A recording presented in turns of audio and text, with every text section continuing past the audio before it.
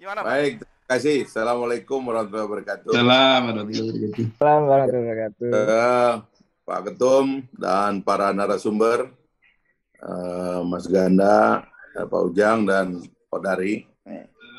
Saya menikmati itu kesasarnya Pak Kodari nih di ujung itu.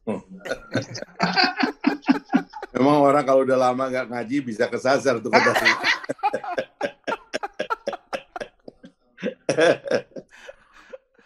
Saya kira ada beberapa yang perlu ditangkap dari makna diskusi kita ini, karena ini akan menjadi penting bagi kita untuk membaca secara jernih situasi. Dan sekali lagi kita harus jernih. Ya. Kita nggak boleh menjadi yang tersasar atau menjadi yang gamang dengan keadaan sekarang ini. Kita harus menjadi yang mata air yang bersih supaya kita bisa berkontribusi untuk menjernihkan keadaan. Sebentar, ini pintunya ditutup sebentar. Tolong Ustaz. Jadi memang ada kegalauan sistem, dan karenanya tadi juga ajakan Saudara Maknur supaya nanti kita hadirkan Pak Kodari lagi untuk diskusi sistem ini penting juga. Karena beliau sendiri mungkin sudah terlalu banyak mengamati dan mensurvei existing sistemnya itu, tapi lupa bahwa kita sebenarnya ini mengidap banyak masalah. Ya. Dan yang paling penting kita bahas sekarang adalah kenapa kekacauan ini muncul. Ya, itu sebenarnya kalau kita mau benahi memang harus dibenahi dari ujung. Gitu. Tadi yang terakhir Saudara Kodari katakan itu posisi tawar seorang menteri yang diutus oleh partai politik. Dalam sistem presidensialisme, menteri tidak punya posisi tawar. Itu yang perlu digarisbawahi. Keliru kalau kita menganggap bahwa menteri punya posisi tawar. Menteri tidak punya posisi tawar. Menteri adalah perkakas presiden, dia adalah hak prerogatif presiden. Itu harus jelas dulu. Oh, dia dekat dengan ketua umum. Nah, ini soal lain, nanti kita bereskan soal itu. Ya. Tapi bahwa dalam presidensialisme, para menteri adalah perkakasnya presiden, hak prerogatif presiden, itulah nama sistemnya. Di seluruh dunia begitu. Kalau kita mau serius menyelenggarakan satu sistem dan pilihan sistem. Nah, sekarang ada pertanyaan bagaimana kalau menteri itu didukung oleh ketua umum dan ketua umumnya marah kalau seorang menteri dicopot oleh presidennya. Dalam sistem presidensialisme, ketua umum partai dan pejabat partai tidak punya posisi tawar terhadap presiden. Ini harus jelas juga. Sebab kalau kita nego-negokan lagi, kita nggak membersihkan keadaan, kita nggak menjernihkan keadaan. Dalam sistem presidensialisme, presiden dipilih oleh rakyat. Hanya dicalonkan oleh partai politik, tapi dia dipilih oleh rakyat. Dan karena suara rakyat itulah, dia menjadi kuat. Sebab ada juga kandidat yang dicalonkan oleh partai politik tidak dipilih rakyat dan tidak jadi apa-apa. Jadi sekali seorang presiden terpilih, maka kekuatannya adalah representasi dari kekuatan rakyat. Itulah yang menyebabkannya dia tidak boleh negosiasi dengan siapapun. Haram hukumnya dalam presidensialisme, dia bernegosiasi dengan partai politik. Ini kita mesti jernihkan, karena kalau kita pilih, ada sistem yang orang tuh bernegosiasi dengan partai politik. Namanya parlementer. Kenapa parlementer itu? Yaitu pilihan dari satu bangsa. Kita pernah memilih parlementer, tapi kita anggap tidak stabil. Dan memang parlementer itu salah satu penyakitnya adalah karena dia tidak stabil. Tapi kalau kita memilih parlementer, koalisinya di awal. Rakyat memilih anggota parlemen, lalu anggota parlemen itu berkumpul, ketua umumnya berkumpul, terciptalah koalisi. Kalau koalisi yang mengontrol mayoritas anggota parlemen itu mencapai mayoritas, makanya dia disebut dengan ruling majority. Dia yang memimpin, ketua umum paling besar dari partai politiknya, dia menjadi perdana menteri. Dia diangkat menjadi Perdana Menteri secara otomatis karena dia mengontrol koalisi yang paling besar. Dengan koalisi yang paling besar itulah dia menjalankan pemerintahan. Karena itu, dual system sebenarnya parlementer itu, dia juga adalah anggota parlemen, dia juga adalah anggota eksekutif. Ya, karena itulah sebenarnya ada anggota parlemen itu, terutama yang lower house itu, dia juga menjadi menteri. Karena hari-hari pengelolaan pemerintahan itu ada di tangan parlemen, yang kantornya itu bersebelahan dengan kantornya kabinet gitu. So this is the name of the system. Jadi kita mesti disiplin dulu dengan nama-nama ini. Nggak boleh dicampurkan dengan apa yang sudah rusak di Indonesia ini. Ya, kalau kita ikuti yang sudah rusak, ya kacau lah kita kan. Bang, inilah yang menyebabkan kita jadi tidak punya sikap. Kalau idealnya kan begitu, tapi kan tadi Bang Kodari sampaikan ada faktor realitas di mana partai politik pun bergabung dengan pemerintah, itu kan niatnya untuk mendapatkan jabatan menteri misalkan. Ya itu tadi, sekarang realitas ini mau diperbaiki atau tidak, ya kan? Kalau kita nggak mau memperbaiki, ya bikin rusak aja semua. Masa ada presiden mewanti-wanti menteri fokus. Lo urusan apa? Kamu pecat aja, kenapa sih? Kok susah amat gitu. Itu kalau presidensialisme. Bahkan presidensialisme ini di Indonesia lebih kuat daripada presidensialisme Amerika. Karena presiden Amerika menghadapi negara federal yang punya posisi tawar. Presidensialisme Indonesia itu menghadapi negara kesatuan. Gubernur dan wali kota itu masih dianggap perkakas dari pemerintah pusat, meskipun mereka dipilih oleh rakyat, berbeda dengan sistem federasi. Apalagi menteri-menteri. Nah, itu. Jadi ini cara berpikir dulu. Kita beresin cara berpikirnya, baru kita bisa melangkah ke tempat lain. Jadi nama dari sistemnya ini adalah presidensialisme. Hak prerogatif presiden itu harus penuh, nggak boleh dinego-nego. Kenapa kita mengatur sistem dalam presidensialisme? Kalau tadi parlementer, seorang Perdana Menteri gampang dijatuhkan, tetapi dalam presidensialisme, seorang presiden tidak bisa dijatuhkan. Dia hanya bisa dijatuhkan dengan the article of impeachment yang jumlahnya 12 itu, yang itu hanya harus melalui metode investigasi di hak angket, lalu hak menyatakan pendapat, menjadi tuntutan dibawa ke Mahkamah Konstitusi, disidang di Mahkamah Konstitusi, diputuskan di Mahkamah Konstitusi, dibalikkan ke sidang istimewa MPR. Kalau MPR mengatakan dia tidak jatuh, dia tidak jatuh. Presiden dalam sistem presidensialisme tidak bisa dijatuhkan, saking kuatnya dia nggak bergantung kepada partai politik. Ini sistemnya. Otak kita kan harus ke sini dong kalau kita pinter. Jangan ikut-ikutan aja dengan apa yang ada, karena kerusakan ini harus diperbaiki. Sekarang nih yang ikut-ikutan bukan cuma intelektual pinggiran. Hakim Mahkamah Konstitusi saja jadi ikut-ikutan. Itulah yang terjadi kemarin. Ketidakmampuan kita memberikan makna kepada maksud pemilu 5 kotak misalnya. Dalam konstitusi dikatakan pemilihan umum adalah ABCD, disebut di situ ada 5 atau 4 kotak. Kalau di DKI 4 kotak, di daerah lain itu 5 kotak karena ada DPRD tingkat 2. Di DKI tidak ada DPRD tingkat 2. Tapi 5 kotak atau 4 kotak itu artinya tanpa syarat. Tiba-tiba kemudian muncul syarat. Ya kan, sekarang kami di Partai Gelora terpaksa mengajukan usul agar yang disebut dengan serempak itu adalah tetap pada tahun yang sama, tetapi jangan tiket diambil dari masa lalu. Orangnya udah meninggal. Kartunya udah palsu. Sudah obsolete itu. Rakyat memberikan batasan. Maka kita bikinlah dulu pemilu pertama, pemilu legislatif, supaya kita mengejar tiket. Terlebih dahulu, baru kita bertarung kandidatnya. Kalau itu kita kerjakan dengan baik, maksud dari konstitusi supaya yang bertarung ini banyak. Semua sistem presidensialisme di seluruh dunia itu bertarungnya banyak. Presiden Amerika itu 2 atau 3 di ujung. Tapi orang kan nggak tahu pertarungan konvensi Partai Republik dari kabupaten kota. Orang tidak tahu pertarungannya partai Demokrat dari kota, dari kabupaten sana, dari distrik. Baik.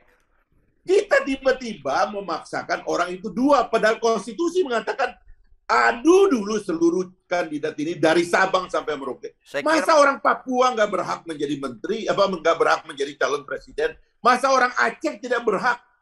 Terus nanti yang disandingkan terpaksa dari suku tertentu, karena polling mengatakan hanya suku itu yang berpeluang dipilih besar. Terus kita orang di luar suku itu nggak boleh. Kan itu perasaan tidak adil yang bisa muncul di kemudian hari. Menarik, ini Nah paling sekarang kemudian tiket dijual, Nur. Sedikit lagi, Nur. Iya. Tiket lama 20% dijual, sekarang beredar di pasar. Tiket-tiket ini sekarang kita nggak tahu. Menurut saya tiket ini hanya 3 atau 4. Dan tiket itu sudah ada di kantong segelintir orang. Di kantong segelintir orang, tiket ini sekarang lagi diatur. Termasuk di survei bahwa yang akan menang si ini dengan si ini. Yang akan menang si ini dengan si ini. Tiket ini nanti sesuai dengan kemauan dan keinginan kaum oligark ini akan diputuskan tiket ini mau dipakai berapa. Kemungkinan dipakai 2 kalau sudah ada calon yang siap kalah. Kayak 2 pemilu terakhir itu kan ada calon siap kalahnya, maka dipilih 2. Tapi kalau nanti takut kalah mungkin sesuai dengan usulnya Pak Muhaimin dan yang lain itu mungkin cuma 1 calon katanya. Supaya tidak terjadi perpecahan. Seolah-olah itu mulia. Padahal itu adalah pembajakan yang luar biasa dari maksud konstitusi bahwa republik ini begini luas, pemimpinnya diadu dong. Jangan ditakar-takar nanti 2 orang, terus suruh maju ke depan, dibocorkanlah itu pertanyaan kayak kelompeng capir itu di cerdas cermatnya anak-anak SMA itu nggak boleh saling serang dan sebagainya. Sehingga isi otaknya kita nggak tahu. Begitu dia berkuasa kita tahu isi otaknya ternyata kosong. Nggak pernah digali. Ya. Berbeda dengan negara lain. Ini Filipina baru memilih Bong Marcos ini, ya. Mau kita bilang apapun, tapi kandidatnya lebih banyak 6 orang. Diadunya lebih hebat, perseteruannya lebih terbuka. Maju tuh Filipina. Dengan sistem seperti ini mereka bisa melihat orang yang dia adu pikirannya. Saya mengerti kritik kepada Filipina adalah kesejahteraan. Mungkin juga sebagian dari keinginan mereka mengikut sistem Amerika itu nggak terpenuhi semuanya. Tapi kita lihat pertarungannya banyak dan karena itulah sebenarnya kalau orang-orang ini Erik dan kawan-kawan ini mau ya kan bertarungnya itu tarung pikiran, jangan tarung uang, banyak yang nggak sanggup. Tarung pikiran dong. Ayo Anda berpikir tentang konstitusi, apa maksud dari konstitusi kita. Enak kalau tarung pikiran. Tapi kalau mulai dimasukin oleh tarung uang, maka terus terang yang terpilih nanti, kalau bukan yang banyak uangnya adalah yang dibayarin. Dan ini yang kemudian menyebabkan kita menyesal, termasuk saudara Kodari. Karena pikiran di sekitar istananya tidak selalu memakai pikiran, akhirnya kita obral, bos. Pikiran-pikiran tidak ideal yang kita tawarkan. Padahal kita bisa menjadi negara ideal dan menjadi negara demokrasi yang hebat, ya. Karena ini adalah komitmen kita sejak awal sebagai generasi yang ingin agar Indonesia ini menjadi negara yang demokrasinya hebat. Gitu. Bukan seperti sekarang yang abal-abal. Tidak ada pikiran, semuanya kepalsuan. Gitu. Baik. Ya, jadi kalau Bung Kodari memprovokasi, saya provokasi balik. Kita lihat aja nanti. Terima kasih. Kita harap. Ya, jadi kalau saya tadi kan baru bicara soal sistem. Memang dan kemudian sistem itu efeknya nanti kepada etik gitu. Jadi ketidakmampuan kita menjaga sistem ini itulah yang menyebabkan standar etik kita merosot. Gitu. Dan semuanya itu menjadi kacau dan relatif. Kalau dibandingkan dengan keluarga, negara dengan mengelola negara ya itu yang tidak ya saya nggak tahu ya, kan ada orang yang belajar tentang hukum keluarga dan lain-lainnya itu juga punya efek begitu ya. Tapi kan begini, politik itu kan harus ada aturannya. Politik itu kan diselenggarakan di atas hukum. Jangan dibiarkan politik itu nggak ada aturannya, sehingga misalnya namanya presidensialisme, tapi kita mentolerir presiden yang membagi-bagi kekuasaannya kepada orang lain. Itu yang sebetulnya tidak boleh dibiarkan di dalam presidensialisme. Presiden itu mutlak. Dan Pak Jokowi juga berkali-kali ini, sahabatnya Pak Kodari ini berkali-kali ingin menunjukkan bahwa dia mutlak. Dia nggak bisa diatur-atur. Memang itu maunya presidensialisme. Itu tadi saya jelaskan secara panjang lebar. Presiden tidak bisa dijatuhkan. Lalu kenapa bernego kalau tidak bisa dijatuhkan? Apa masalahnya?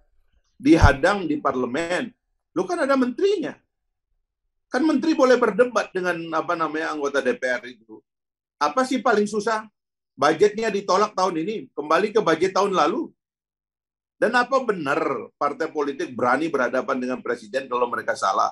Kan mereka menghadapi pemilu. Makanya kalau di dalam pemilu, dalam sistem Amerika itu ada pemilu sela. Dan pemilu sela itu adalah koreksi kepada presiden dan juga koreksi kepada legislatif. Kalau presidennya itu nampak terlalu berlebihan dan tidak bisa dikontrol, biasanya pemilu sela menghasilkan partai politik yang berbeda partainya dengan partainya sang presiden. Begitu cara koreksinya. Jadi sistemnya sudah kita buat dan sistem ini harus dijalankan. Karena itulah sebenarnya keluyuran-keluyuran yang nggak jelas dari orang-orang yang ingin menjadi capres itu adalah tindakan liar yang harus dihentikan. Dan yang harus menghentikan memang presiden. Tapi kalau presiden mengatakan ini dibiarkan, sementara presiden melorot approval rate-nya, elektabilitasnya jatuh, ya memang harus ada yang mengatakan kepada presiden ini salah, Pak. Nggak boleh dibiarkan orang itu berkampanye sendiri, padahal dalam sistem pemilu kita itu ada jadwal. Nah, karena itulah kami mengusulkan agar penjadwalannya juga dikoreksi, supaya pemilihan legislatifnya itu dilakukan terlebih dahulu, supaya tiketnya itu nanti baru muncul belakangan. Jangan orang-orang yang merasa pegang tiket ini sudah merasa bahwa dia pasti akan menjadi presiden yang akan datang atau calon presiden atau wakil presiden yang akan datang. Jadi 50% dari nyawa kita sebagai pemilih hilang. Karena orang-orang ini sudah merasa dia yang akan menjadi. Karena sudah pegang tiket kedaluarsa dari masa lalu itu gitu loh. Nah, ini juga harus dikoreksi.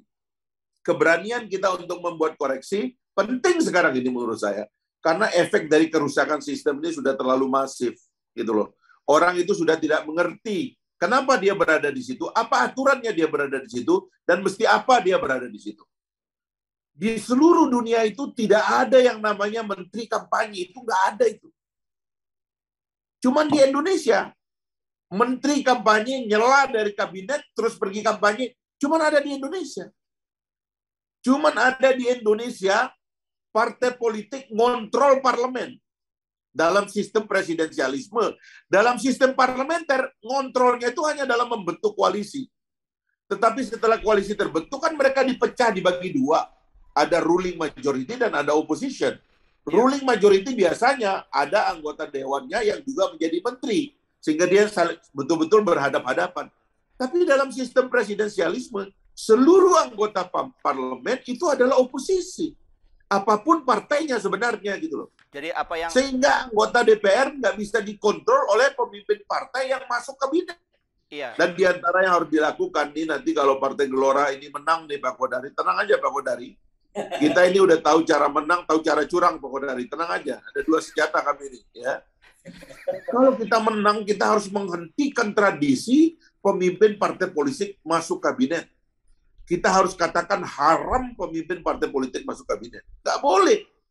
DPR harus dibiarkan independen. Jadi Bang, ini yang terjadi sekarang karena DPR-nya tidak independen, semuanya berjalan dengan kacau, nggak ada pengawas. Kalau boleh semuanya menyimpang. Menekankan apa yang Abang pernah sampaikan dalam rilis ya, bahwa menteri-menteri yang mencalonkan diri sebagai calon presiden dari 2,5 tahun ini memang harusnya mengundurkan diri atau presiden memecatnya gitu. Artinya Abang mendukung adanya reshuffle dalam waktu dekat. Jadi gini ya ini menyebabkan, karena kekacauan ini menyebabkan muncul orang-orang yang kita nggak tahu juga dasarnya kenapa dia ingin jadi calon presiden. Ini orang kan nggak pernah memikirkan republik selama ini. Dia kira gampang mikirin negara itu. Kita harus kaji konstitusi, kita harus mengerti latar dari sejarah dan kemana kita harus bergerak sebagai pemimpin nasional. Tiba-tiba karena dia punya uang, dia punya bohir, dia merasa sudah membeli salah satu atau salah dua dari partai politik, Dan dia merasa dia akan ada di situ. Partai politik, negara tidak diselenggarakan dengan cara begitu. Negara itu harus dibuat prosedurnya. Bagaimana agar pemimpin politik itu betul-betul dia matang dulu. Makanya kalau di Amerika Serikat itu, baru kemarin Donald Trump aja itu yang mencelat itu dari Partai Republik. Orang bisnis menjadi rata-rata, kalau nggak bekas anggota Senat, bekas pemimpin-pemimpin daerah, yang mereka itu betul-betul sudah berkali-kali dan lama di dalam politik. Baik. Sehingga ada pemisahan orang yang akan menjadi pejabat penguasa atau yang akan menjadi pengusaha. Di kita ini tidak dibedakan. Ada pengusaha baru dapat kepercayaan dari presiden dan dia tidak merasa dia dilarang untuk berusaha. Dia kumpulkan uang banyak. Gara-gara lembaga yang dia pimpin membuat dia populer, mikir dia, oh rupanya bisa juga kita jadi.